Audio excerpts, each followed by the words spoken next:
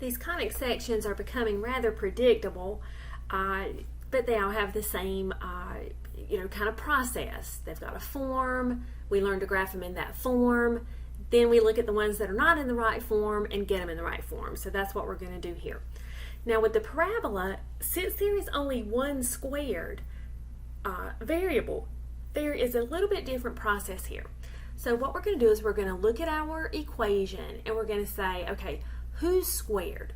In this case, clearly it is the x that's being squared. So we group the x's on one side and we move everything else, including the y, to the other side.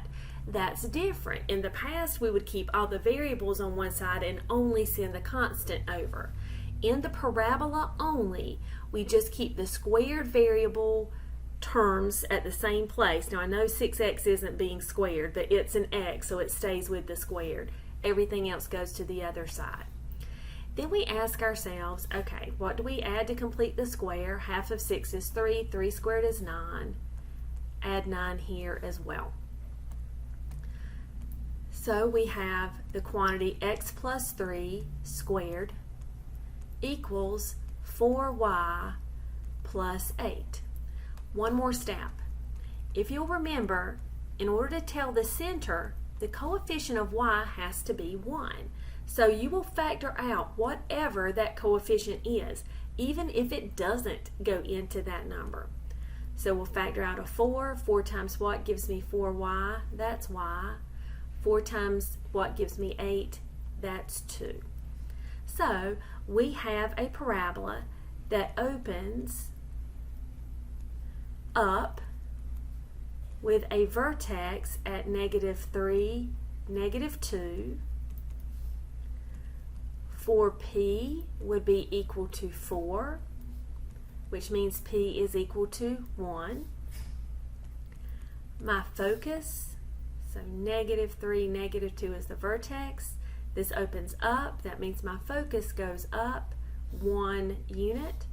That's going to be at -3, -1.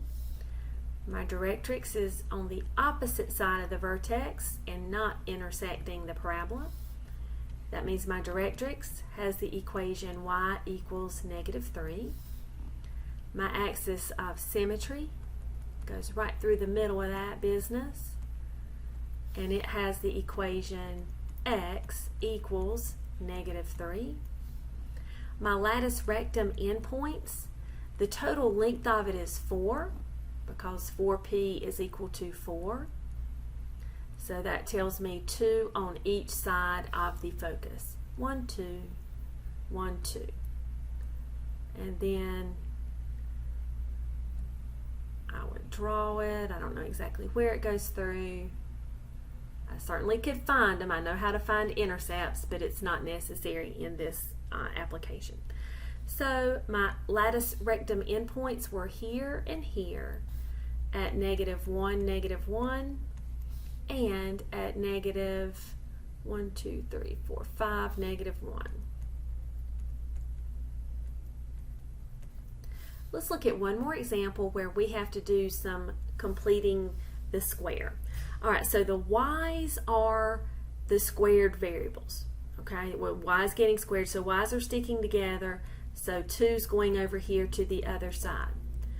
These are very form specific, so I would suggest moving your y's to the left and keeping your x's on the right. This is what we are used to seeing. Alright, we need to complete the square on the y's. Do you see a problem? I do. There's a 4 here. Alright, so we're going to factor out the 4. 4 times what would give me 3? 4 times what would give me 3? The what would be 3/4.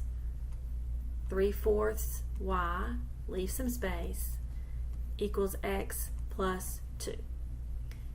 Here, half of 3/4 is 3/8, and 3/8 squared is 9/64.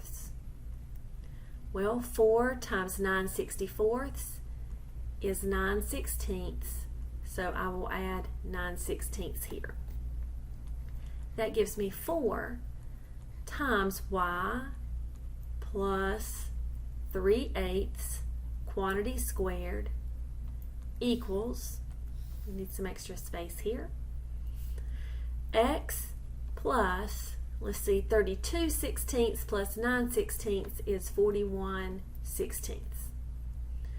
Well, we're not quite done because we do not leave a coefficient other than 1 landing there. So we're going to need to divide by 4 on both sides. So we'll have y plus 3/8 quantity squared is equal to, now, dividing by 4 is the same as multiplying by 1/4.